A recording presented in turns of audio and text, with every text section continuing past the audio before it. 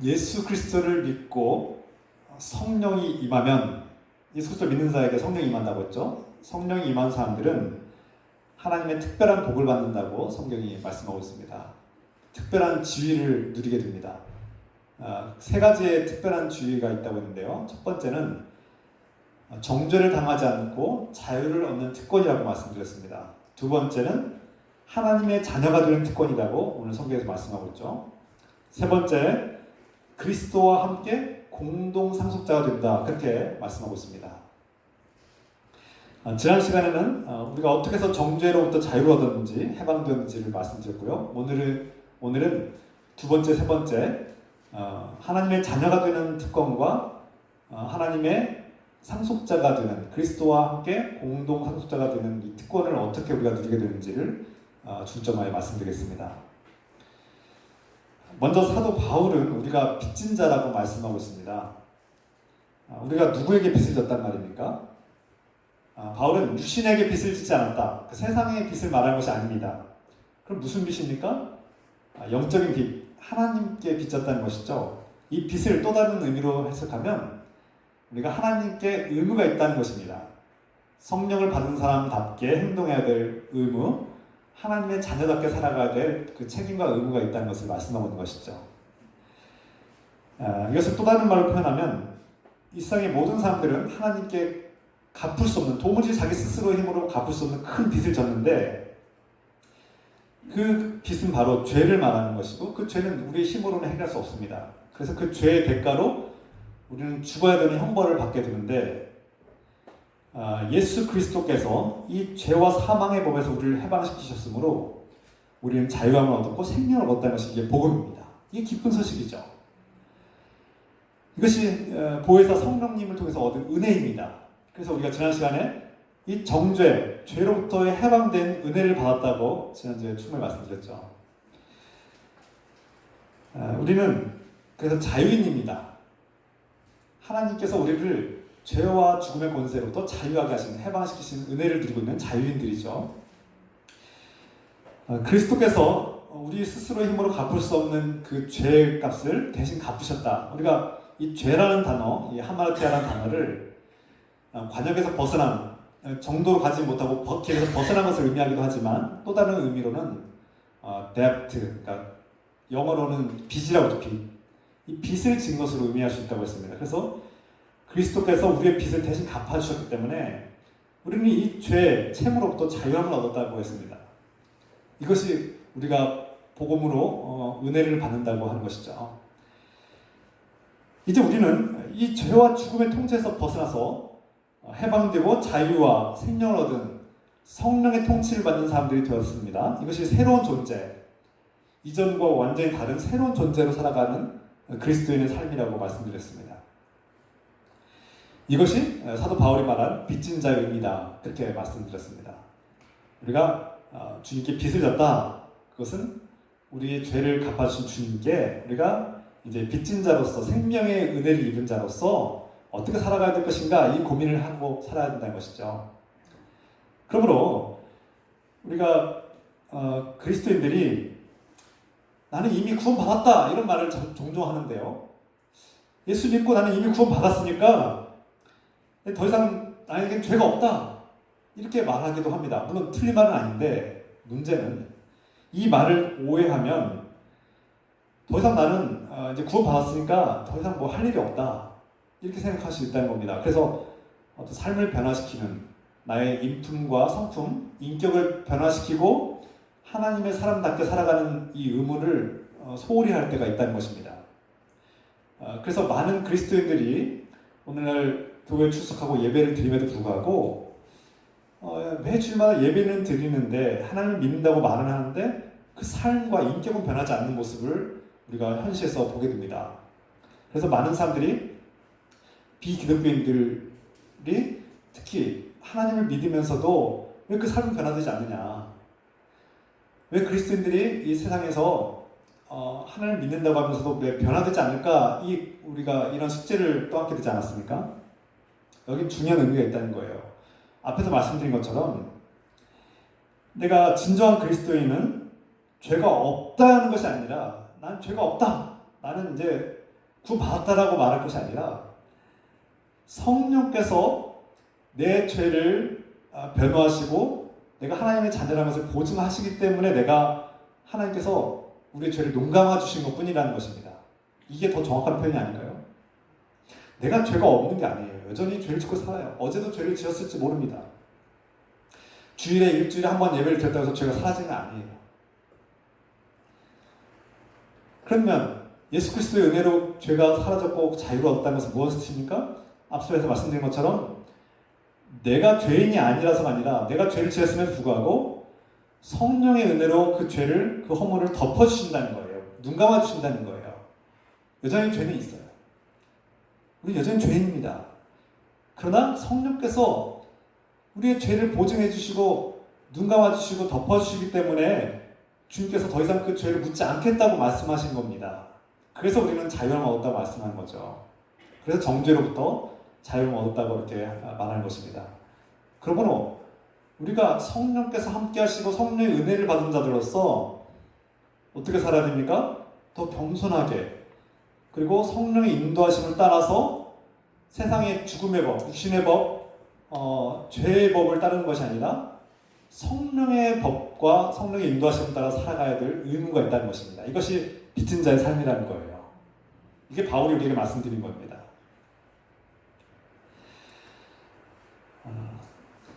그래서 우리 그리스도인들은 이미 구원받았어. 나는 이미 구원받았으니까 더 이상 자유로운 존재라고 말하고 그냥 마음대로 살 것이 아니라 구원을 받았다는 것이 무엇을 의미하는지 우리가 죄인이라는 사실을 깨닫고 겸손하게 행동하되 삶을 변화시켜야 될 의무가 있다는 것을 늘 명심해야 합니다. 두 번째로 사도 바울은 성령이 함께하는 사람은 하나님께 입양된 양자와 같다 이렇게 말씀합니다. 우리 세번역 성경에는 하나님의 자녀라 이렇게 말씀했고요. 오늘 우리는 하나님 아들이라 이렇게 말씀하고 있죠. 성경 본문을 다시 읽겠습니다. 14절 말씀 같이 읽습니다. 무릇 하나님의 영으로 인도함을 받는 사람은 곧 하나님의 아들이라 이렇게 표현했습니다. 여기서 하나님의 아들 휴오데시아라는 단어, 원어는 휴오데시아 그리스어죠.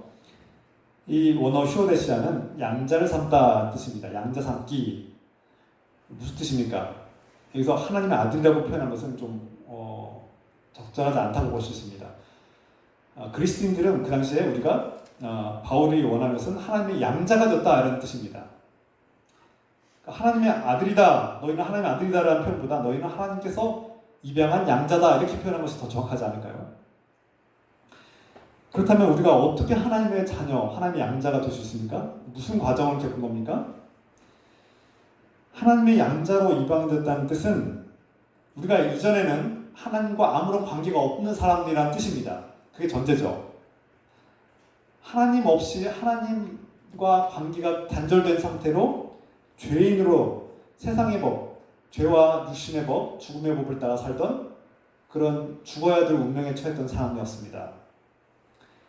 그랬던 사람들이 이제 하나님의 은혜로 성령께서 하나님 보내시는 보혜사 성령님을 통해서 그분이 우리를 중재하시고 하나님과 우리의 관계를 중재하시고 보증하심으로써 우리가 하나님의 자녀로 받아들였다는 것입니다. 내 힘으로는 하나님의 자녀가 될 수 없어요. 내가 하나님의 자녀라고 막 우긴다고 해서 하나님의 자녀가 되는 게 아닙니다. 내가 교회 다니니까, 내가 신앙생활 하니까 나는 하나님의 자녀야, 하나님의 아들이야 딸이야 라고 계속 우긴다고 해서 되는 게 아니라는 거예요. 그런 식으로 되는 게 아닙니다. 또 내 힘과 능력을 다 동원해서 하나님의 아들이 되는 자격증을 딸 수 있는 것도 아닙니다. 내 노력으로 되는 게 아니에요. 내가 도덕적으로 훌륭한 일을 하고 착한 일을 많이 한다고 해서 갑자기 하나님의 자녀가 되는 것도 아닙니다. 어렵죠? 우리가 하나님의 자녀가 되는 것은 어떤 노력으로 되는 것이 아니라는 거예요. 내 노력으로 하나님의 자녀가 될 수 있다면 우리는 교만해질 수밖에 없습니다. 그리고 내가 노력해서 하나님의 자녀가 됐다고 하면 교만해집니다. 그리고 하나님의 은혜는 사라지는 겁니다. 하나님은 그런 것을 원치 않습니다. 우리가 하나님의 자녀가 되는 것은 전적으로 100% 하나님의 은혜로 된 것입니다. 그러면 앞에서 말씀드린 것처럼 그리스도인들 그럼 아무런 노력을 하지 않아도 되느냐? 그렇지 않다는 겁니다. 하나님의 은혜를 받은 사람은 하나님의 은혜를 받은 사람답게 행동해야 된다는 의무가 있다는 것이죠. 그게 빚진 자의 삶이라고 했습니다. 그래서 그리스도인들은 하나님의 은혜를 받으면 받을수록 더 큰 은혜를 받을수록 더 겸손해지고 더 섬기며 더 사랑하고 더 나눌 수 있는 그런 은혜가 있어야 합니다. 그 인격과 성품이 변화되어야 될 의무가 있다는 거예요. 그래서 사도 바울은 우리가 하나님께 빚진 자라고 말씀하고 있는 것입니다. 오늘 본문의 말씀 15절에서 18, 본문 15절 말씀 다시 읽겠습니다. 너희는 다시 무서워하는 종의 영을 받지 아니하고 양자의 영을 받았으므로 우리가 아빠 아버지라고 부르짖느니라.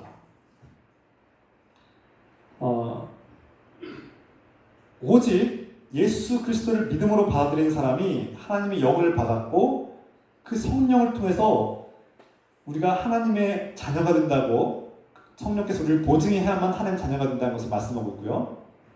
나아가서 하나님께서 이 땅에 아들 예수 그리스도를 보내주시고 그 아들의 권세와 능력을 통해서 우리가 구원받았다는 사실을 다시 한번 강조하고 있습니다. 특히 오늘 성령께서는 종의 영이 아니라 양자의 영이다 이렇게 말씀하고 있어요. 무슨 뜻입니까? 하나님께서 오래전부터 약속하신 하나님 말씀이 예수 그리스도를 통해서 메시아 구원자를 통해서 우리를 하나님의 자녀로 삼겠다는 약속이 오늘날 예수 안에서 이루어졌다는 것입니다. 믿는 자에게 임하는 영, 성령은 거룩한 이 영은 하기오스 푸뉴마 이 거룩한 영은 종의 영이 아니라 양자의 영이다. 무슨 뜻입니까? 하나님 이전에 우리가 하나님을 모를 때는 하나님과 관계가 단절됐을 때는 하나님은 두려워할 뿐입니다. 무서운 분이에요. 우리를 심판하고 멸망시키는 무서운 분이에요. 그분은 감히 우리가 가까이 갈 수 없는 분이었어요. 두려운 심판자죠. 특히 구약성경에는 하나님은 감히 가까이 갈 수 없는 두렵고 떨리는 심판자로 자주 묘사됩니다. 물론 구약성경에도 사랑의 하나님이 항상 등장하죠. 그런데 이제 이 성령을 받은 사람들, 예수 그리스도의 은혜로 성령이 함께하는 사람들은 양자영을 받았다. 더 이상 하나님을 두려웠고 무서워해야 될 심판자가 아니라 그분을 아빠, 아버지라고 부를 수 있는 자녀의 권세를 받게 됐다는 뜻이죠. 이것은 성령께서 주신 은혜입니다. 이제 우리는 성령을 통해서 하나님이 누구인지 분명하게 알게 되었습니다. 하나님은 두렵고 무서운 그런 공포의 대상이 아니라 우리를 사랑하시는 분, 우리가 어디서 시작됐는지, 우리의 근원과 시작이 어디서부터 비롯됐는지를 알게 하시는 분, 바로 하나님이 우리를 창조하신, 우리를 낳으신 아버지라는 것을 깨닫게 됩니다. 우리의 지식으로, 우리의 노력으로 알게 된 것이 아니라 성령께서 알려주셨다고, 깨닫게 하셨다고 말씀하고 있는 것이죠.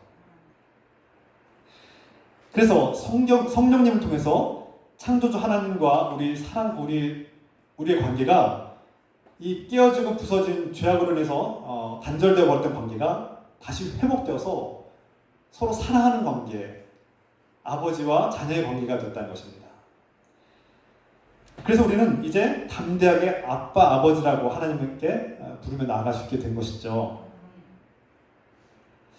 여러분이 처음 신앙생활 할 때 평생 나의 아버지는 육신의 아버지 한 분이고 어머니 한 분인데 또 다른 아버지가 있고 사람들이 하나님을 아버지라고 부를 때 얼마나 낯설었습니까?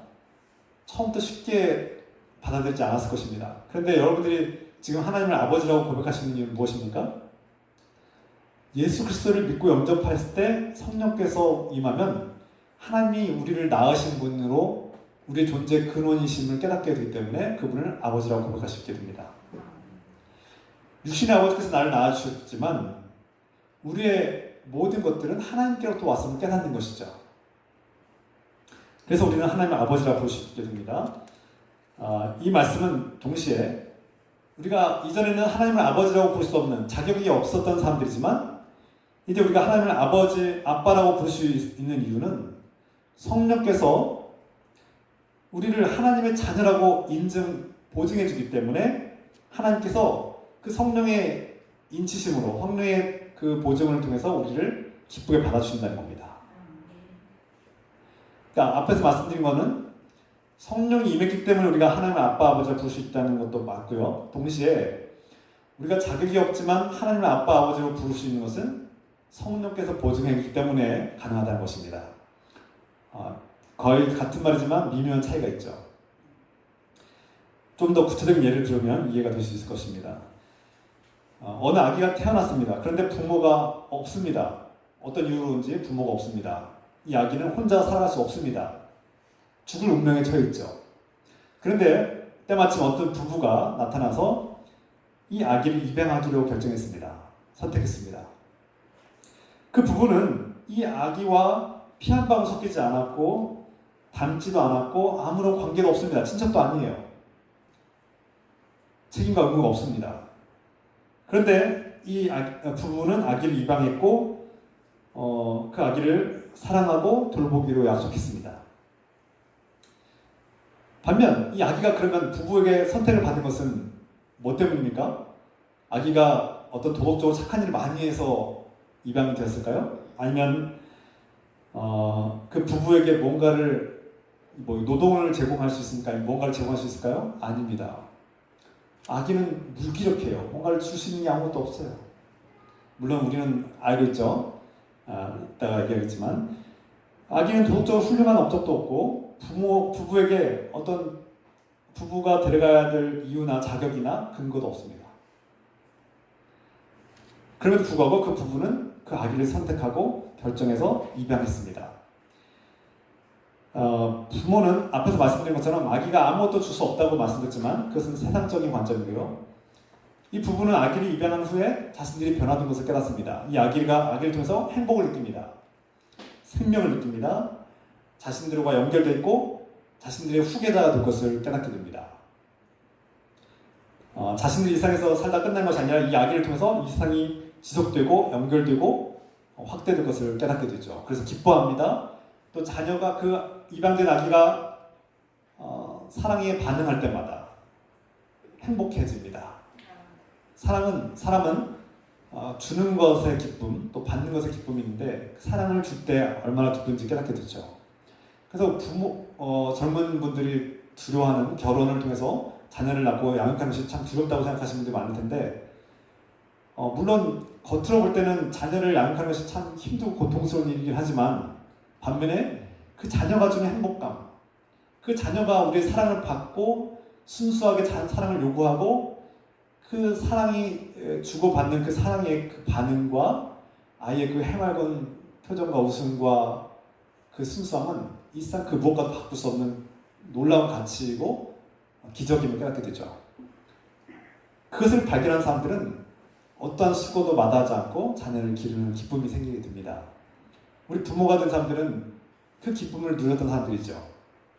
물론 한편으로는 잠을 자지 못하고 내 것을 양보해야 되고 내 것을 희생해야 되고 수고해야 되는 고통과 괴로움이 있지만 그 자녀가 주는 기쁨과 행복감은 이 세상 그 무엇과도 바꿀 수 없는 비교할 수 없는 기쁨과 행복이라는 것을 깨닫게 된 것이죠. 그래서 젊은 분들 결혼과 자녀 양육을 두려워하지 않았으면 좋겠습니다. 자신이 육신으로 낳은 아이가 아니지만 사랑하기 때문에 사랑의 관계를 맺은 그 아기는 진정한 자녀가 됩니다. 내 몸으로 낳지 않았을지라도 사랑의 관계를 통해서 자녀가 될 수 있다는 것을 깨닫게 되죠. 우리가 얼마 전 뉴스를 통해서 알고 있겠지만 자신이 낳은 아기를 폭행했고 또 살해하기까지 한 그 냉혹한 부모에 대해서 우리가 연달아서 계속해서 뉴스를 통해서 듣고 있습니다. 무서운 세상입니다. 또 어떤 모 연예인이 사망했는데 그 후 어린 시절 떠났다가 완전히 관계가 끊어지고 단절됐던 어떤 어머니가 갑자기 나타나서 이 죽은 딸의 사망 보험금을 나도 갖겠다고 또 재산을 이 아이가 가진 재산이 많으니까 그 재산을 나도 갖겠다고 부모의 권리를 주장하면서 소송을 건 한 어머니의 이야기가 사회적 이슈가 되었습니다. 또 얼마 전에 아기를 학대하고 살해한 양부모가 재판을 받은 일 그리고 형벌을 받은 뉴스를 들었습니다. 우리 아들과 이름이 똑같아서 제가 그 사건을 잊을 수가 없습니다. 이러한 일련의 공통적인 사건들, 이 사건들의 공통점이 무엇입니까? 육신으로 낳은 부모, 법적인 권리를 가진 부모가 진정한 부모가 아니라는 사실입니다. 그럼 진정한 부모는 어떻게 증명할 수 있습니까? 사랑과 돌봄입니다. 육신으로 낳았지만 어렸을 시절 버리고 떠나버린 부모는 진정한 부모라고 할 수 있을까요? 법적인 권리를 가졌지만 그 아이를 사랑하지 않는다면 그건 부모가 아니라고 할 수 있습니다. 진정한 부모가 아니죠. 우리가 이 사건들을 통해서 알 수 있듯이 진정한 부모가 되는 길은 사랑이 있어야 합니다. 돌봄이 있어야 합니다. 마찬가지입니다. 우리가 어떻게 하나님의 자녀가 될 수 있습니까? 우리가 봉사를 많이 해서 하나님의 자녀가 됐습니까? 아니면 구제와 선한 일을 많이 해서 도덕적으로 고상하기 때문에, 착하게 살았기 때문에, 우리가 아브라함의 씨앗이기 때문에, 아니면 우리 부모가 DNA가 목사님, 장로님, 아니면 믿는 가정의 3대째 기독교 집안이라서 구원받습니까? 하나님 자녀가 되었습니까? 아닙니다. 우리가 DNA, 어떤 육신의 DNA 때문에 하나님 구원받습니까? 우리가 어떤 능력으로 노력해서 하나님께 구원을 받습니까? 하나님 자녀가 되었습니까? 아닙니다. 앞에서 말씀드린 것처럼 똑같은 원리가 적용됩니다. 하나님과 사랑의 관계를 맺지 않으면 우리는 자녀가 될 수 없습니다. 하나님 우리의 아버지가 되시는 것은 우리가 그분을 사랑하기 때문에, 또 그분이 우리를 사랑하기 때문에 가능한 것입니다. 사랑이 없으면 우리가 어떤 계약을 지키고 도덕적인 행위를 하고 율법을 지켜서 예배를 잘 지키고 신앙생활에 헌금을 잘 할지라도 앞에서 말씀드린 것처럼 법적인 도덕적인 규율을 갖다 댈지라도 우리는 진정한 자녀가 될 수 없는 것입니다. 우리가 오직 하나님의 자녀가 될 수 있는 그 특권은 바로 하나님의 사랑을 받기 때문에, 하나님의 사랑으로 선택을 받았고 우리가 그분을 사랑하기 때문에 그 사랑의 관계로 우리는 하나님의 자녀가 되었다고 선포하는 것이죠. 여러분, 그리스도인이 된다는 것은 하나님을 사랑하기 때문에 되는 것입니다. 우리가 신앙생활의 어떤 조건들을 충족했기 때문에 그리스도인이 되는 게 아니에요. 그래서 사도 바울은 또 다른 표현으로 하나님의 영이 여러분과 함께하고 그분이 하나님과의 사이 관계에서 보증을 할 때만 여러분들이 하나님의 자녀라고 성경 말씀하고 있습니다. 앞에서 말씀드린 것처럼 우리가 이제 하나님의 자녀로서 특권을 누리고 하나님의 자녀가 되었으니 하나님의 자녀답게 살아가야 될 의무가 있다는 것입니다. 그래서 우리는 빚진 자라고 말씀하고 있는 거예요. 하나님께 빚졌다는 것은 하나님께서 주신 사랑을 우리가 갚을 수는 없지만 그 사랑을 받은 자답게 살아가야 될 의무가 있다는 것이죠. 그래서 우리의 인격과 성품이, 우리의 삶이 하나님의 사랑받는 자녀답게 그렇게 변해야 됩니다. 그러니까 교회를 열심히 다니는 것도 매우 중요한 변화의 하나죠. 이제는 예배를 등하셨다면 예배가 나에게 소중한 삶의 중요한 요소라는 것을 깨닫고 하나님을 기뻐하고 찬양하고 그분의 말씀을 사모하는 일은 변화입니다. 중요한 변화죠. 나아가서 우리가 다른 사람들을 대하는 태도, 다른 사람들을 대하는 어떤 나의 마음씨가 바뀌어야 됩니다. 그것도 우리가 해야 될 의무인 것이죠. 세 번째로 우리가 앞에서 말씀드린 것처럼 하나님의 자녀가 되는 특권을 받았다면 이번엔 세 번째로 우리는 하나님과 하나님의 아들 예수 그리스도와 함께 공동 상속자가 된다고 말씀하고 있습니다. 우리 본문 말씀 같이 읽겠습니다. 오늘 본문 16절 17절 말씀. 성령이 친히 우리의 영과 더불어 우리가 하나님의 자녀인 것을 증언하시나니 17절 자녀이면 또한 상속자 곧 하나님의 상속자요 그리스도와 함께 한 상속자니 우리가 그와 함께 영광을 받기 위하여 고난도 함께 받아야 할 것이니라. 여러분,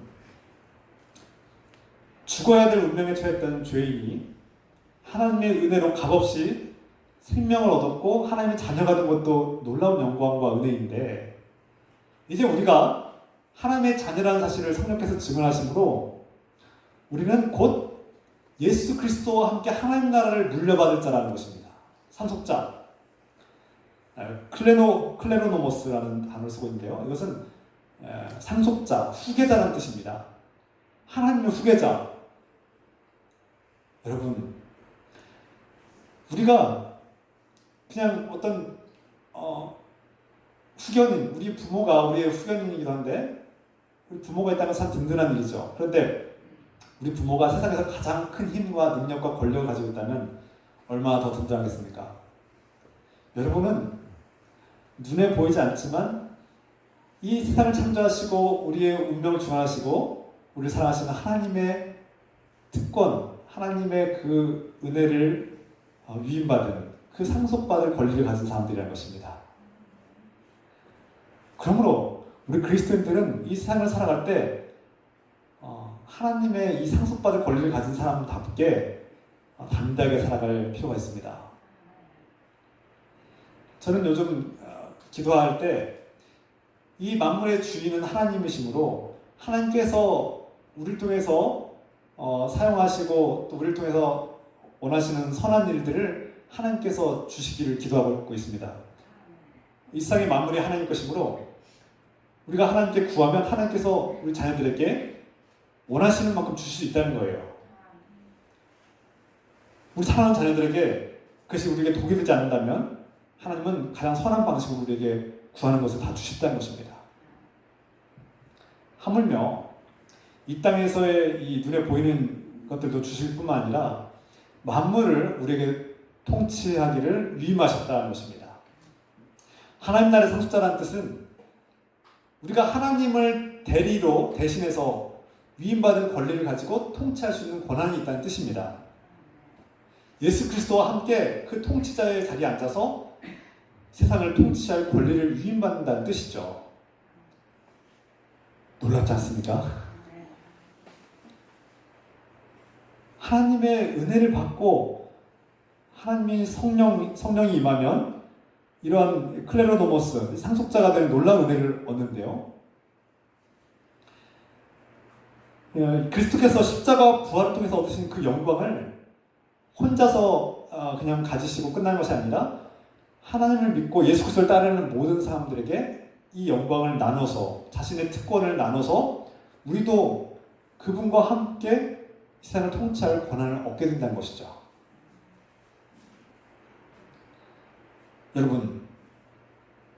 여러분들은 앞으로 하나님의 통치와 심판의 권리를 위임받아서 이 세상을 통치하고 심판 자리에 앉을 수 있는 특권을 얻은 사람들입니다. 그런데 우리가 여전히 세상의 법과 육신의 법이라고 하는 것은 자기의 죄악된 본성, 연약한 본성을 따라서 하나님 없이 하나님 기뻐하지 않는 하나님을 대적하는 삶을 사는 그런 본성을 가지고 살아가는 사람들을 말하는데 그 악한 이기적인 본성, 연약한 본성을 가지고 이 통치자의 이 하나님의 유임받은 통치자의 권세를 가진 사람답게 살지 못한다면 얼마나 불행한 일입니까?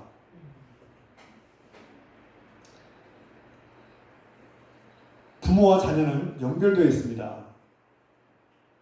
하나님의 영광, 하나님께서 가지신 그 특권을 누릴 뿐만 아니라 우리는 또 그분이 고통당할 때 함께 고통받아야 될 그런 의무도 있다는 것이죠. 그래서 오늘 17절 말씀에 그리스도와 함께 상속하는 자면 또 우리가 그와 함께 영광을 받기 위하여 고난 또 함께 받아야 된다 이렇게 말씀하고 있어요. 무슨 뜻입니까? 그리스도께서 받으신 그 영광과 특권을 우리가 함께 누리려면 그리스도께서 짊어진 그 십자가의 고난과 고통도 함께 받아야 될 것을 우리가 말씀하고 있습니다. 그러므로 그리스도인들이 이 땅에 살면서 예수님께서 받으신 그 핍박과 고난, 사람들이 예수님을 적대하고 미워하고 예수님을 못 박아 죽인 그 십자가를 우리도 마땅히 짊어져야만 이 영광에 동참할 수 있다는 것을 말씀하고 있습니다. 여러분, 부모가 고난과 괴로움을 겪으면 자녀라고 해서 괴롭지 않겠습니까? 부모가 고통스럽고 괴로워하는데 자녀는 멀쩡합니까? 그렇지 않습니다. 아까 말씀드린 대로 부모와 자녀가 연결되어 있죠. 부모가 아파하고 괴로워하면 자녀도 함께 아프고 고통스러운 겁니다. 우리 부모가 되신 주님 예수 그리스도께서 그분이 십자가에서 고통당하고 괴로워하는 그 고난을 겪으신 것처럼 우리 자녀들인 우리가 그 고통에 함께 동참하는 것이 마땅하죠. 그리고 우리가 예수 그리스도의 그 가는 길을 따라갈 때 우리는 하나님 나라의 영광에 또 공동 상속자의 영광, 하나님 나라 자녀가 되는 이 특권을 누리게 될 것입니다.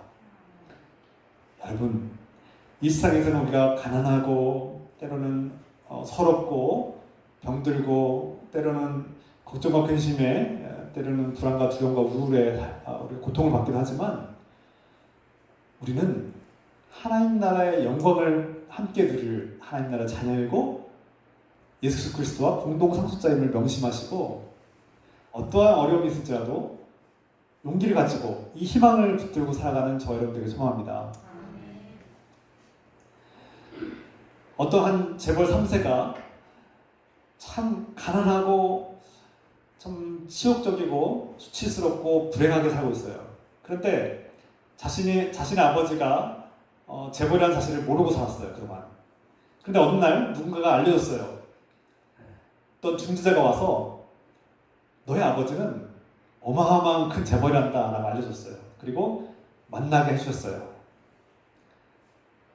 그 뒤로 그 아들의 삶은 어떻게 변화되겠습니까?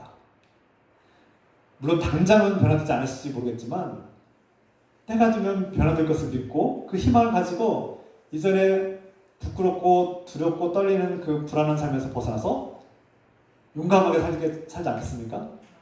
아버지가 자신의 그 슬픔과 어려움을 보상해 줄 것을 기대하고 희망을 가지고 살지 않겠습니까? 여러분, 이 땅에서의 불행한 현실을 바라보고 급급하게 살면 참 얼마나 절망적입니까?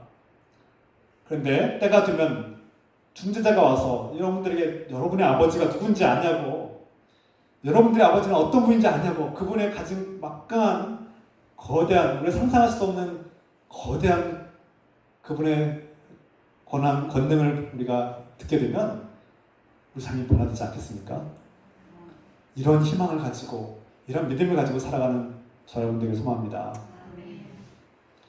오늘 말씀 마칠 텐데요. 끝으로 사도 바울은 육신에 속하여서 육신을 따르는 사람, 자기의 연약한 죄성을 따라서 사는, 본성에 따라 사는 사람들은 죽을 운명에 처했는데 반대로 하나님의 영, 성령을 따라서 그분의 통치를 따라 인도함을 따라 사는 사람들은 생명을 얻고 하나님의 나라의 자녀가 된다고 말씀드렸습니다.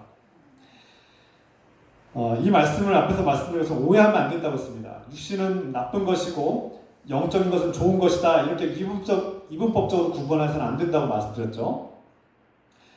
이것은 그리스 로마 철학 사상, 이교도의 사상이라고 말씀드렸습니다. 그리스 로마 사상에 가진 사람들은 이 육신은 빨리 벗어야 되는 것들, 잠깐 영혼이 머물다가는 그릇에 불과한 벗어 던져야 될 어떤 열등하고 미천한 것으로 여겨졌다는 걸 말씀드렸습니다.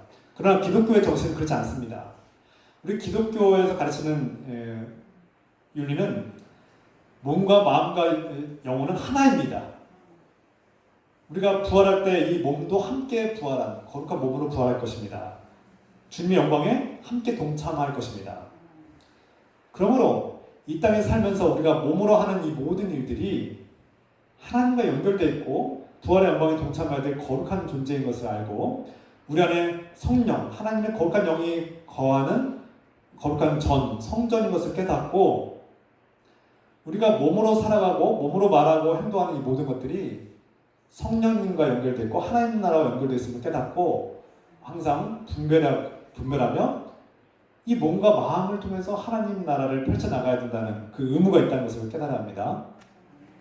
그러므로 하나님의 값없는 은혜를 받은 사람들은 앞에서 말씀드린 것처럼 빚진 자가 되어서 하나님의 사랑받는 자답게 하나님의 자녀답게 하나님의 상속을 받을 하나님 나라를 상속받을 그 특권을 누리는 사람답게 행동해야 될 의무와 책임이 있습니다.